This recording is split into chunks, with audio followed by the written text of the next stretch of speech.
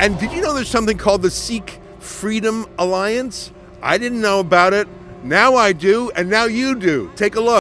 Hello everybody, Sikh Freedom Alliance here, and we are very close to Ottawa now, and I want to speak something before we get there.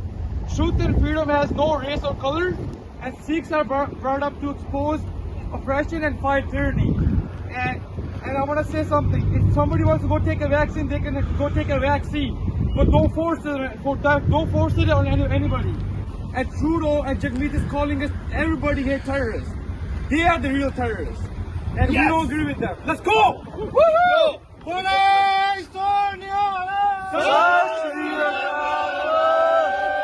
Now, I'm not emphasizing these people because they're Sikh or black or indigenous.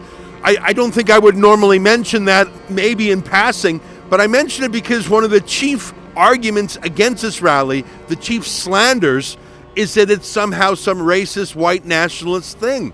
It's simply not the case. Here's a clip from some Antifa type, some woke person who was standing quietly at the side of the road. I actually went up to they, them, and asked, why do you think this is some white supremacist thing?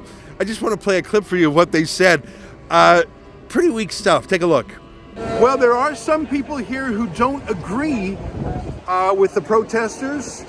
They're a counter-protest, so I thought I'd ask them what their point of view is. You can see their sign. The convoy organizers are white nationalists. The convoy drew attention to far-right groups. You are privileged in their supporters if that doesn't disturb you. On what basis are you saying that they're white nationalists? I've seen a number of folks who are visible minorities, Sikhs, a lot of Sikh truckers. On what basis are you saying they're racist? I'm saying the organizers. So Tamara Litch and Pat Kane are behind this. He's been promoting the trunk convoy, and Tamara Litch had funded it. She funded it. Can I ask you, because I know a little bit about Tamara Litch. She's a Métis woman, so she's indigenous. Yep. How can she be a white nationalist if she's actually Aboriginal? So white nationalism isn't an ideology. It doesn't belong to one race. It's just to promote the white power that they have in society. So you think that as a Métis woman, she's actually a white nationalist who isn't white? I say that she is because she's had ties to the yellow vest.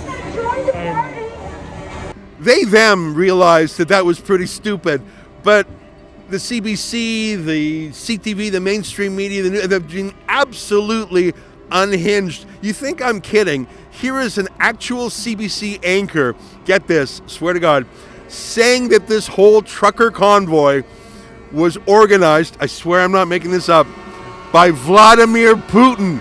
Just take a look at this. I do ask that because, given Canada's support of Ukraine in this current crisis with Russia, I don't know if it's far-fetched to ask, but there is concern that Russian actors could be continuing to fuel things as this protest grows, but perhaps even instigating it from the outset. Well, again, I'm going to defer to our partners in the public safety, the trained officials and experts in that area.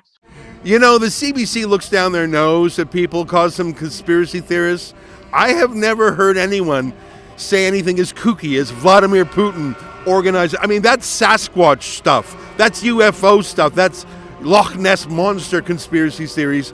That's Justin Trudeau's state broadcaster. So let me tell you what they've been saying. A lot of people have signs and hats, and there's a Terry Fox sculpture here, a statue, and someone put a hat on him and a Canadian flag on him and put a placard in his hands. Take a look. Now, I don't think that's the right thing to do, but Terry Fox is not an actual saint or a religious icon. He was a great hero and a great Canadian, and I think it's probably inappropriate to put that on them. But look at the headlines.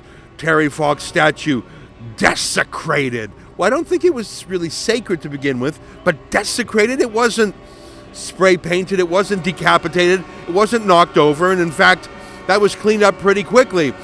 It's sort of funny to see the Toronto Star, the CBC gnash their teeth about that. The same people who cheered when actual statues of John A. Macdonald, our founding father of Confederation, were toppled and decapitated. Take a look at this.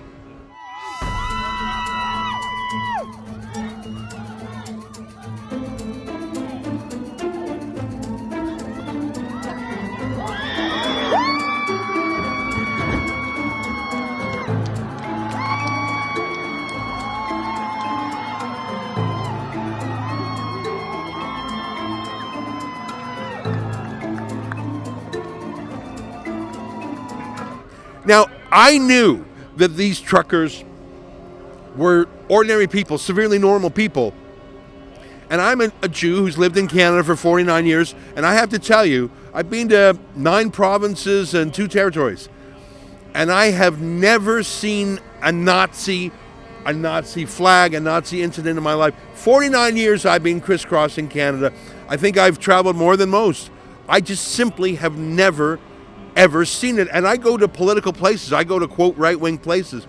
So I knew that demand exceeds supply, and there would be such a demand from the Liberal War Room, from Justin Trudeau, from the media, for something Nazi-ish, that if it didn't happen normally, which of course it wouldn't, that it would be manufactured, and indeed it was. And look at this, a picture of an actual Nazi swastika. But if you look carefully, it's not on Parliament Hill. And here's another picture of the same swastika at the Chateau Laurier Hotel. Give me a minute on that. The Chateau Laurier, if you don't know Ottawa, is the absolute fanciest, ritziest hotel in the city. I don't know, I'm guessing it's $400 a night. Their lobby bar always has cabinet ministers and lobbyists in it. It is the establishment cream of the crop for rich people. The idea that some trucker from the convoy would be staying at the Chateau Laurier for $400 a night with his Nazi flag is too far to be believed. This is obviously a false flag, but every media ran with it so disgracefully. They all knew it was fake. They didn't care. They're the Jussie Smolletts of Canada. And I want to tell you that here on the ground, everyone is learning something. They're learning that they can no longer trust the Liberals. I think most of them had come to that point of view in advance. But I think they're learning that they cannot trust a word the media says. The chasm between how the media has reported this event and what people see with their own eyes is so wide. I think that there's a political earthquake here for sure. That's an excerpt from my daily show, The Ezra Levant Show. Every day I do a monologue on the news of the day, then I interview an interesting guest, and then I read my hate mail. You gotta subscribe. Go to rebelnews.com.